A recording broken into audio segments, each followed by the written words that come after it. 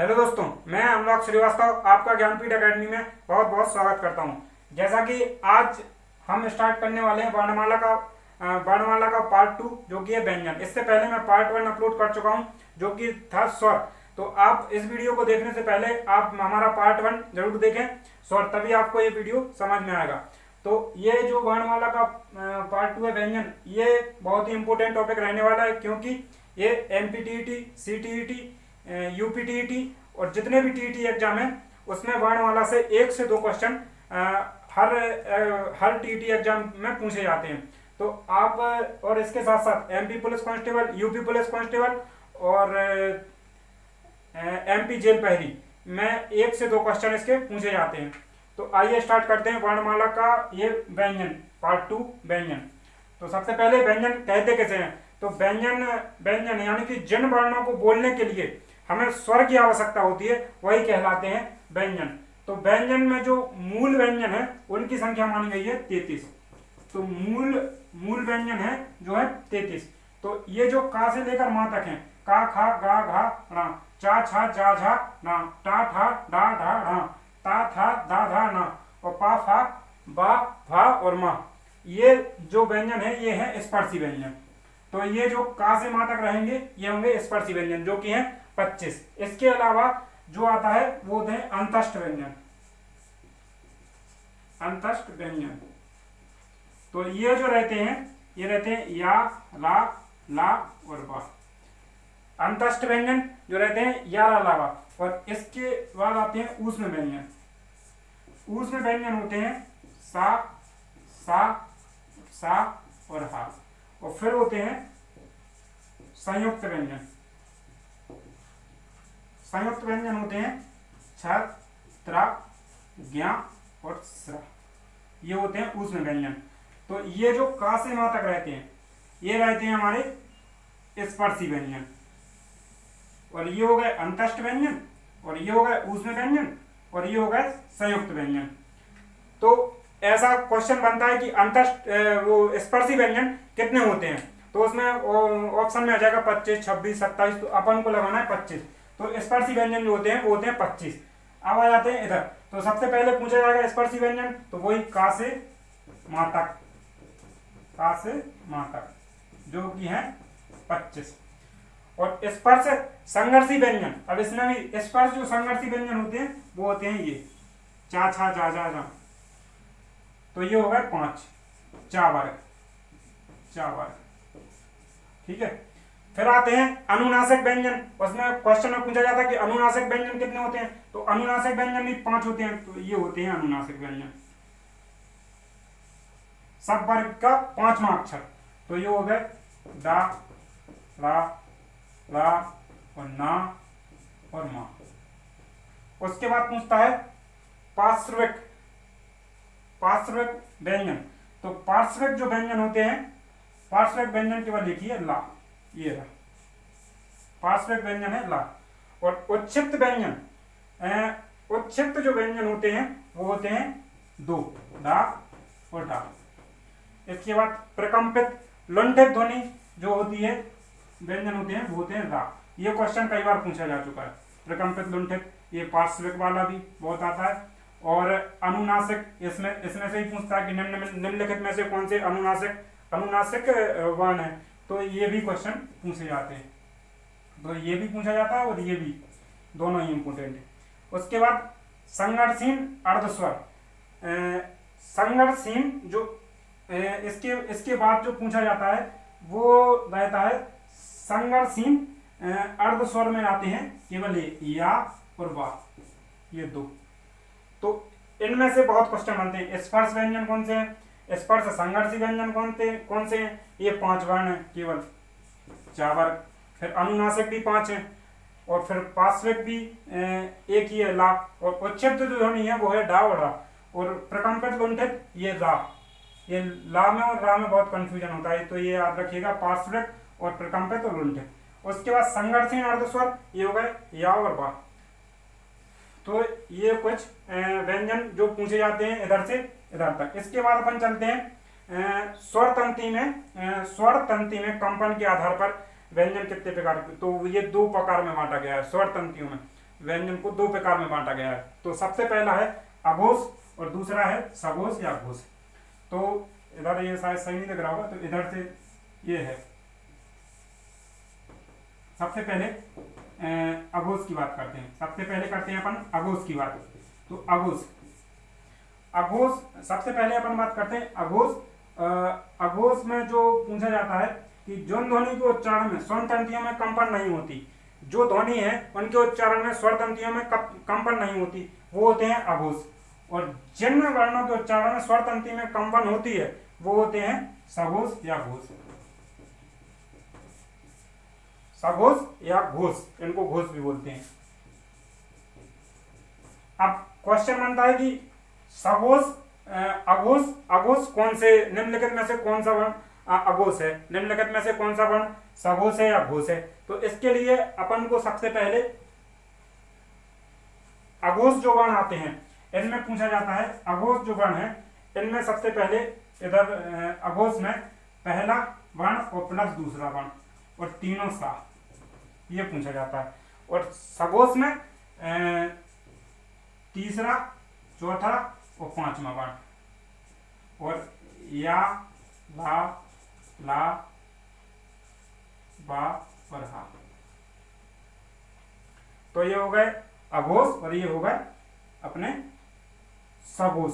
तो अघोष और जो सघोष हैं इनमें तीनों वर्ण में यारा, लावा, हा और साथ ही जितने भी स्वर हैं वो सभी सघोष सघोष हैं। जितने भी स्वर हैं वो सभी सघोष हैं। तो अघोष में क्या हो गया, पहला दूसरा वर्ण और तीनों सा, पहला और दूसरा वर्ण और तीनों सा।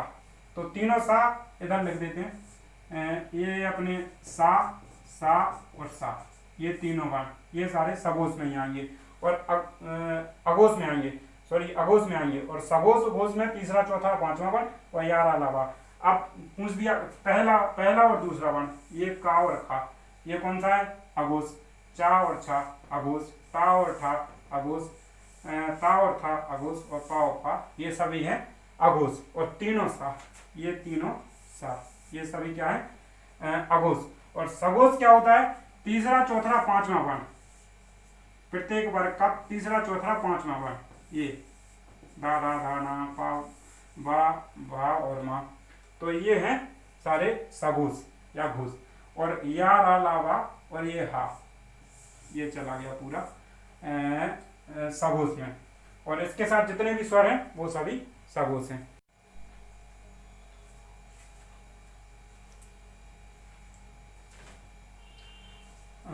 सघोष सघोष। अब चलते हैं प्राणत्व के आधार पर व्यंजनों का वर्गीकरण। तो प्राणत्व के आधार पर इनको दो भागों में बांटा गया, पहला अल्प प्राण और महाप्राण। तो अल्प प्राण और महाप्राण, प्राण, वायु एवं श्वास के आधार पर इनको दो प्राण, इसलिए उनको बोलता है प्राणत्व के आधार पर। तो अल्प प्राण और महाप्राण। तो अल्प प्राण में जो अल्प प्राण है इसमें प्रत्येक वर्ग के अल्प प्राण में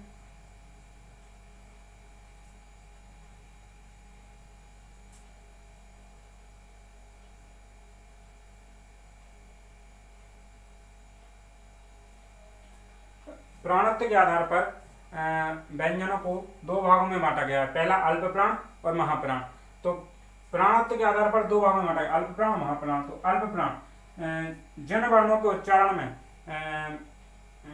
वायु कम बाहर निकलती है, जिन वर्णों के उच्चारण में कम श्वास बाहर निकलती है, वायु कम श्वास बाहर निकलती है, तो वो होते हैं अल्प प्राण। और जिन वर्णों के उच्चारण में ज्यादा श्वास बाहर निकलती है वो होते हैं महाप्राण। तो एक अल्प प्राण और महाप्राण।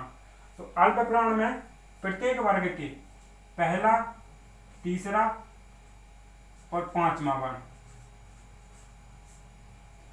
पहला, तीसरा और पांचवा वर्ण, और इसके साथ ही या, ला और बा, और सभी स्वर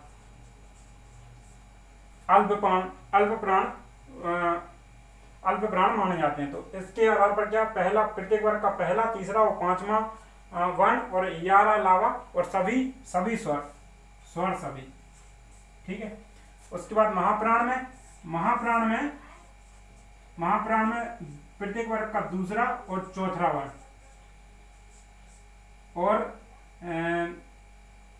तीनों सा और इसके साथ ही हा। तो ये है महाप्राण में वर्ण आते हैं।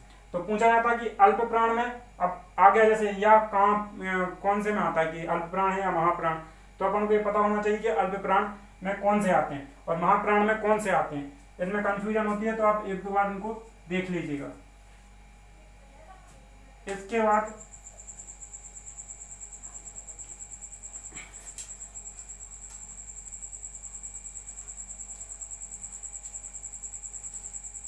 तो अब अपन चलते हैं इसके बाद जो संयुक्त व्यंजन थे वो थे छ, त्र, ज्ञ और श्री। तो ये जो संयुक्त व्यंजन है ये मूल व्यंजन में नहीं गिने जाते और इसके साथ डा और डा भी मूल व्यंजन में, ये द्विगुण व्यंजन है तो इनको मूल व्यंजन में नहीं गिना जाता। इसलिए इनकी व्यंजनों की संख्या जो मानी गई है वो है 33, क्योंकि इनको मूल व्यंजन में गिना नहीं जाता। अब संयुक्त व्यंजन है तो संयुक्त व्यंजन किस किस से मिलकर बने हैं, तो संयुक्त व्यंजन है, संयुक्त व्यंजन किस किस से मिलकर बने हैं, तो छा जो बना है वो बना है का और सा और प्लस आ से मिलता है, ये छा छत्री का। और त्रा जो बना है वो मिला है आधा ता, आधा ला और आ। और ज्ञा बना है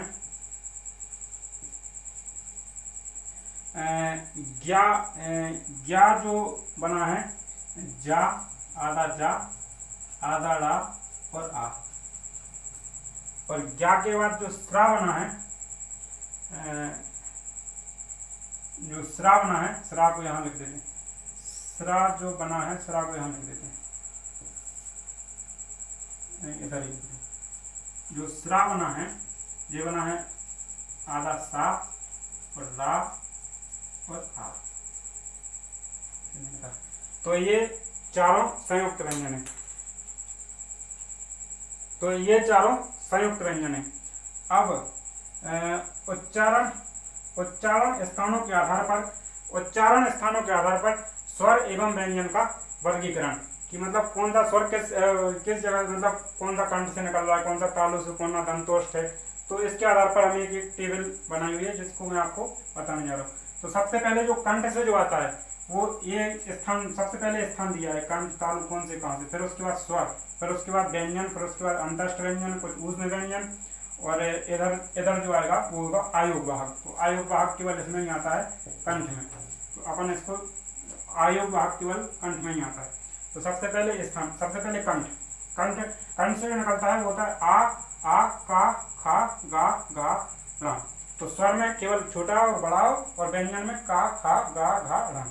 तो ये हो गया कंठ। उसके बाद तालुब में जो आता है, तालुब यानी कि ई चा छा जा झा रा। तो स्वर में ई और चा छा जा झा रा। और अंतस्थ में जो आता है तालुब में वो आता है या, और उसमें जो आता है वो होता है सा। उसके बाद मूर्धन्य के स्थान पर वो आता है त्रा स्वर में, और व्यंजन में टा ठा डा डा डा डा और डा, मतलब ये डा है और डा। तो ये हो गया व्यंजन में। और अंतस्थ में आता है ला और उसमें आता है सा। तो ये मूर्धन्य हो गया। दंत में आता है दंतोष्ठ में जो दांत से ध्वनि निकलती है, तो ता था दा धा और ना। इसमें स्वर एक भी नहीं है दंत में, व्यंजन ही। उसके बाद ओष्ठ में जो भी अपन वर्ण बोलते हैं उसमें ओष्ठ का जो मतलब ओष्ठ से जो ध्वनि निकलती है वो होता है ऊ और बड़ा ऊ। उसके बाद पा और फा बा भा और मा, ये होगा व्यंजन। उसके बाद कंठ तालुब में आता है ए और आय, केवल स्वर ही है, व्यंजन नहीं है, ना अंतोष्ठ है ना ऊष्म व्यंजन है। उसके बाद जो कंठोष्ठ है उसमें आता है ओ और आओ। उसके बाद दंतोष्ठ में केवल बा आता है ऊष्म अंतस्थ व्यंजन से। तो इस टेबल से बहुत से क्वेश्चन बनते हैं कि या कहाँ से निकल रहा है, या मतलब तालुब से या मूर्धन से दंत है। तो ये टेबल आप एक दो बार पढ़ लीजिएगा, आपको याद हो जाएगी। इसके बाद ये टेबल आप 1-2 बार पढ़ लीजिएगा तो आपको याद हो जाएगी। इसके बाद जो है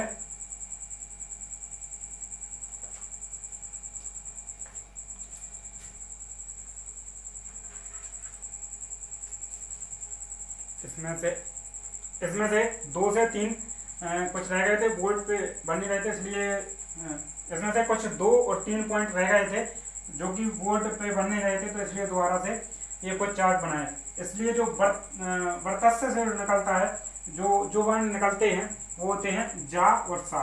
उसके बाद नासिक से जो निकलते हैं वो होते हैं ला, डा और ना और मा। ये होते हैं केवल व्यंजन से। और स्वर जो यंत्री है वो है हा, केवल उसमें है स्वर यंत्री वर्ण है जो है केवल हा। तो ये पूछ सकता है कुछ, ये जो अपना चार्ट बनाया आप ये चार्ट बना लीजिएगा और 1 से 2 बार देखिएगा तो आपको ये चार्ट याद हो जाएगा। इसके साथ ही कुछ क्वेश्चन पूछे जाते हैं, जैसे कि वर्णमाला में मूल वर्ण कितने होते हैं। तो जब भी आपसे मूल वर्ण पूछा जाए, तो जैसे कि मैं पहले वीडियो में भी बता चुका हूं कि मूल वर्ण जो होते हैं वो 44 होते हैं, जिसमें 11 स्वर प्लस 33 व्यंजन मूल वर्ण। और जब पूछा जाए कि जैसे पूछा जाए कि वर्णमाला में कितने वर्ण होते हैं, तो इसके साथ इसमें होते हैं मूल जो होते हैं 11 स्वर और 33 व्यंजन, इसके प्लस में 4 संयुक्त व्यंजन, 2 द्विगुण व्यंजन धा और डा, इसके साथ 2 आयोग वाहक वर्ण। तो ये मिलाकर हो जाते हैं टोटल 52 वर्ण। डावड़ा और संयुक्त व्यंजन वो छत्रज्ञा और श्रा। तो ये जब भी पूछा जाए कि मूल वर्ण, तो जो मूल वर्ण है, मूल वर्ण होते हैं 44।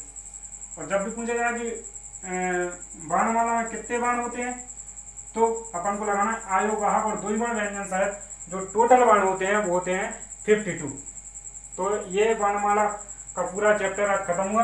तो अपन ने सगोज भी देख लिया, सगोज भी देख लिया, अघोष भी देख लिया, प्रांत के आधार पर भी देख लिया, अल्पप्राण महाप्राण भी हो गया। और ये कुछ मैंने कौन सा स्वर कौन से वर्ण कहाँ से निकल रहे हैं, तो ये भी हो गया। तो ये अपना वर्णमाला का टॉपिक पूरा हुआ। अगर आपको ये टॉपिक अच्छा लगा हो तो आप हमारे यूट्यूब चैनल ज्ञानपीठ अकेडमी को सब्सक्राइब करिए, बेल आइकन का बटन दबाइए। जो भी वीडियो इसके बाद डालेंगे उसकी इन्फॉर्मेशन ही आप तक पहुँच पाएगी। और देखते रहिए। बहुत बहुत धन्यवाद। Thank you so much.